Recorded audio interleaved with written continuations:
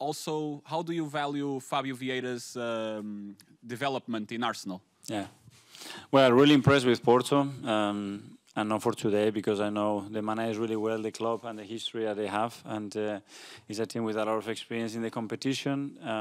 They have many qualities in many phases of play. That's why they are always competitive in domestic and European competitions, and a really tough opponent that we're going to face tomorrow. But at the same time, we are very excited. It's been 7 years and we haven't been here, and we are all energy and excitement to play the game the way we want tomorrow, for sure. Regarding Fabio, really happy with him, at the same time sad, because it's been a tough period for him, especially with the last injury. When he had some momentum and performances together, he got injured, and that's break up again his rhythm, like it happened last season. But he's a player with an enormous talent, and we're going to get the best out of him. Okay, gentleman in the blue. Hola, Mikel. Hola. ¿Qué esperas del ambiente de Dragao mañana? Ambiente espectacular, como pasa siempre aquí, un equipo con una afición, con una historia de fútbol, con una ciudad con una pasión de fútbol tremenda. Ambientes muy bonitos para jugar. Estos son los challenges que queremos como jugadores, como entrenadores, participar en partidos así. Gentleman at the back. Hi, Mikel. Gaspar Castro for SIC. So Diogo Costa was at the press conference today. I'm just wondering what you think of him as a goalkeeper. He's been insistently linked with big clubs in the Premier League. Do you think he's at that level already? Could he perform for a team like that? Well, very good. I know he had to rate the players, but very good for sure. Yeah, when he plays consistently at the amount of years at that level, it tells you the story. Okay, there's a gentleman there in the classes. Hi, Mikel. André Cruz from MyFootball.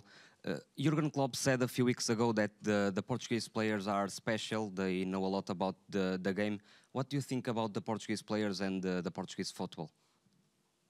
I fully agree. They are, first of all, very passionate, which is, I think, the first ingredient that you have to know. Great education. For me, Portuguese coaches and academies are one of the best in Europe, for sure, and it's not a coincidence the amount of talent that they develop and then how successful they are in many leagues, which it tells you as well the story about the culture and how they are raised.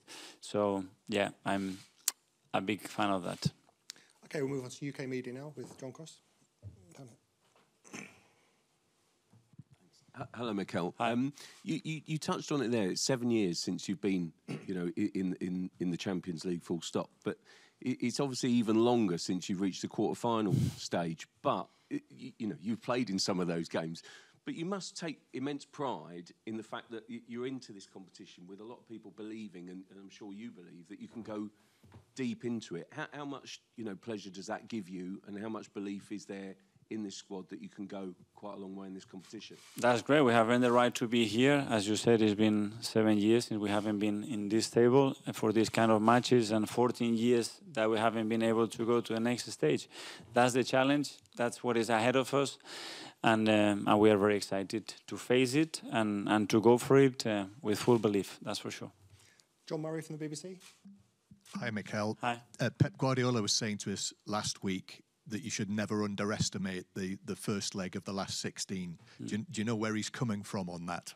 Yeah, because you know how tricky this is. You've been 2-3 months out of the competition, and you're going to face now a very different stage of it, with all the teams are very, very top, where you have little time to prepare the games, and the ball is rolling, and you have to be very ready, because the teams are very, very prepared and really dangerous. Okay, Sam from the Telegraph.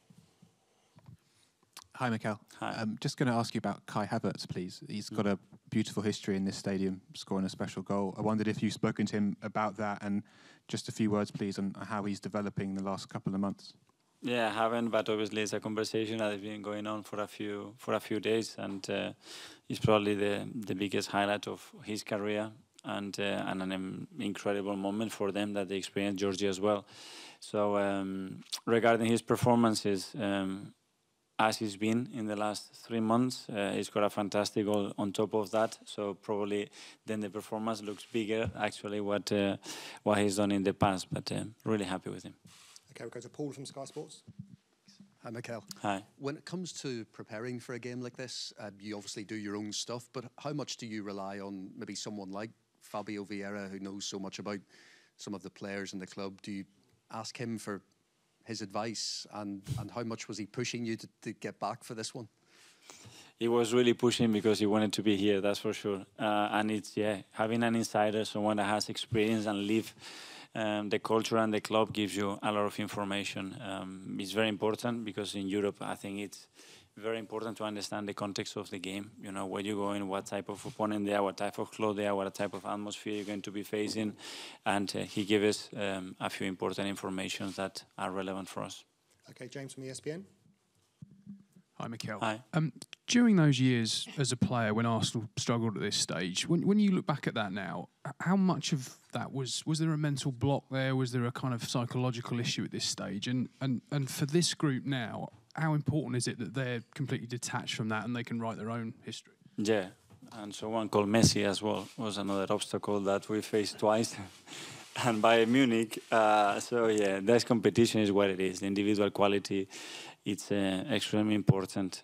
It comes down to sometimes details. You are through or you are out, and you have to be really prepared. And you need your players at your best when the occasion arises. And tomorrow for sure you're gonna need that. Nick from The Guardian. Hi, Mikel.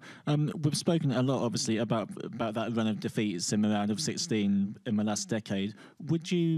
Is that something that you would talk to the players about and make them aware of, or is it not helpful for them to have that on their mind? No, I haven't had any conversation related to that. They know that we haven't been in the competition for 7 years, obviously, because some of them were here, and they know the story, and they know that what happened in the past is irrelevant. It's the challenge and the ambition that we have now to go through and deserve to be through.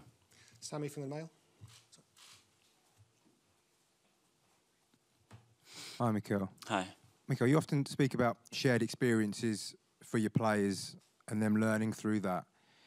But for yourself, individually, this is going to be a new experience for you, coaching in the last 16 of the Champions League.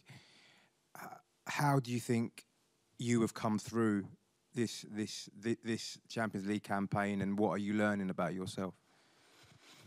Learning like every day in the job. When you don't have the experience, try to use other people's experiences. Make sure you feel your gut as well, which is really important. Make sure you prepare well. And work hard and make sure that you've done all the bits that you need to do to make the right calls and the right decisions, and then have a feeling how the team is feeling and what the team you believe that is needed to get them in the best place to win a match. Nothing different to any other big match that we play in our domestic competition. Jordan. Hi. When you hear people like Pep and Mourinho and Ancelotti talk about their careers and the trophies they've won, they talk about their league titles, but there's also like a twinkle in their eye when they talk about the Champions League and winning it. Is it, for a manager in Europe, is it the pinnacle? Is it the best thing you can achieve and win, is winning the Champions League? Well, it is certainly one of them. I don't know if it's the best, but it should be incredible to have that feeling to lift that cup in London, the 1st of June. So it's there, it's in our minds, it's a dream. But it's a lot of things that you have to earn the right to do before that. And tomorrow we're going to have a big obstacle ahead of us. And we are really looking forward to it. Okay, last two now. We'll go to Mark first from PA. Then we'll come down to you. Okay. Hi, Mikel. At the start of the group stage, you were asked loads by most of the people in this room about the fact that your young team had never played in the Champions League, and they responded by winning the group and everything. Is this now the next chance for them to prove just how good this current team is, and for you as a manager as well? Yeah, because we don't have the experience. That's the reality. 95% of the players, they haven't played this competition. They have never played the last 16. I haven't. But we have so much enthusiasm and energy as well, and willingness and a point to prove as well that we are good enough and we want to be there. And that's our desire, and that's the passion that we're going to be playing the game tomorrow. Okay, finally to Kaya from Football London. Hi, Mikel. You mentioned Messi and Bayern Munich, but obviously when you were playing, another team you lost to in the round of 16 was Monaco. And I know you weren't playing in the side that day, but Arsenal were heavy favourites, and they're heavy favourites again against Porto. What are your memories, and will you maybe warn the players of not to take things for granted going into this round of 16 game? No, but for sure, there's not a player there. They haven't experienced anything like it, and we know the opponent that we are facing, the history of this football club in relation to this competition as well. So that's not the case at all. Okay, everyone. Thanks, everyone. Yeah, thank you.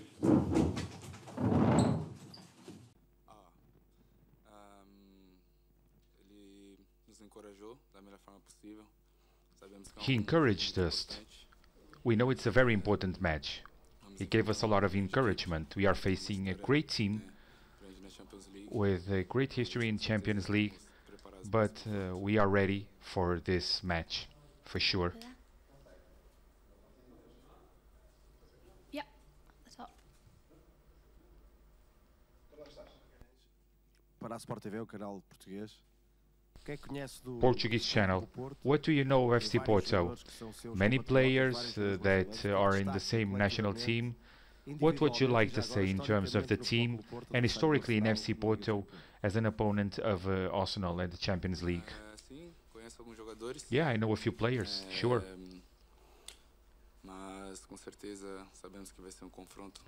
But I'm sure it will be a difficult match. High quality players.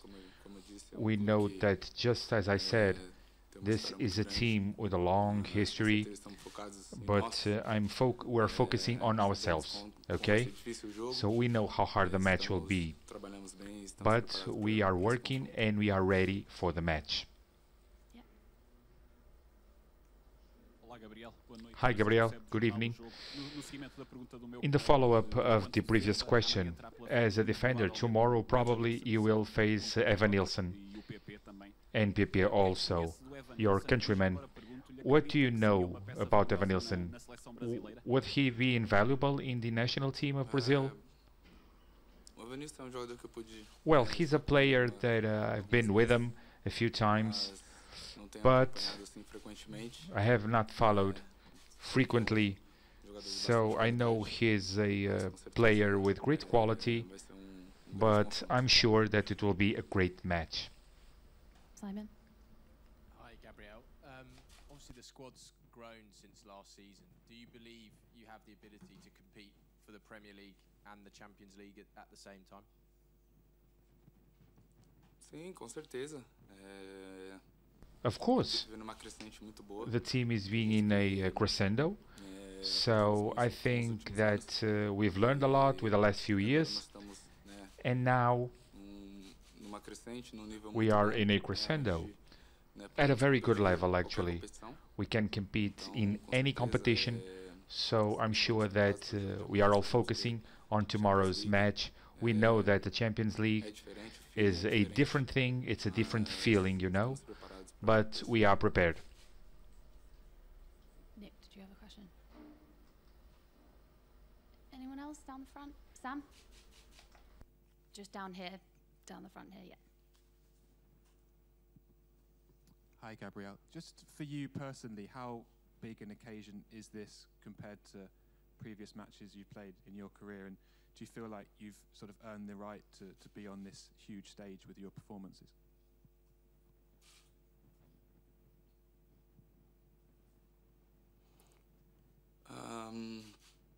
Com certeza. Of course, of course. Me, personally, I've been in a crescendo in terms of level, working every day with my mates of the team. It's not by accident that I'm here, you know. I'm quite happy. It's a dream, sure, to be playing the Champions League. And I hope that I can help my team. Yeah. Hi, Erik from TV2 Norway. From being 16 in Real Madrid to where he is now, what impresses you the most of Martin Ødegaard's journey so far? Sorry, can you repeat, please? Your captain, Martin Ødegaard, was 16 when he signed for Real Madrid. Until where he is now, what does impress you the most? Martin é jogador, excelente jogador. Martin is a brilliant player. He's being in a very good crescendo, And from the years that I spent with him since he started, he has been helping us a lot, and we have been helping him also. I'm sure that he's a very important player, not just for us, Arsenal, but also for the club itself. Kaya? Kaya? You've been with Arsenal for a while now, but on Saturday, Burnley, you seemed to get a chant for the first time, a song from the fans. You seem to have a really good relationship with the fans as well. Obviously, at the end of these big games, you go over, you celebrate in front of them. What can you say about your relationship with them and also the song that you got from them?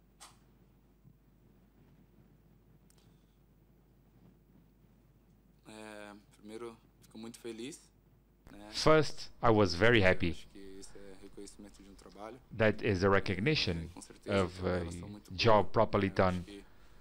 A very nice relationship of what they do for us in each game. They are always there, helping us. So I'm very happy for it. And I'm sure that I will do the best I can to make them happy. One right at the back there. Gabriel, aqui, Arthur Quesada, TNT Esportes Brasil. This question is from Brazil. You will find someone who is 40. I'm talking about Pep, a defender who is 40. 14 years difference. What do you think about Pep? He's 40, right? What do you think about him itself? What will it mean to face him?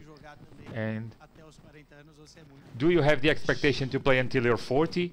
Or is that too much? We are all aware of his history in football. He's a well-respected player.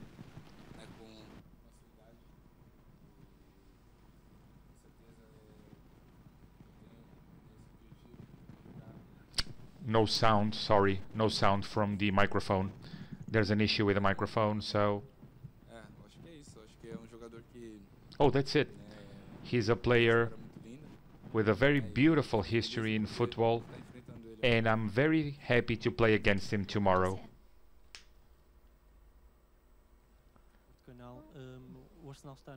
Arsenal is one of the best moments in the season. 5 consecutive wins, scoring a lot of goals, 21 in 5 matches. How do you assess the team?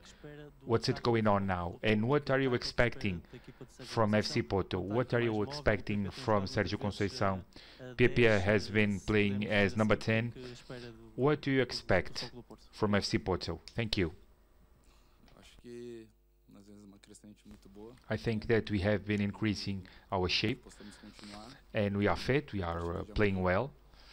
And as I said, it will be a great match.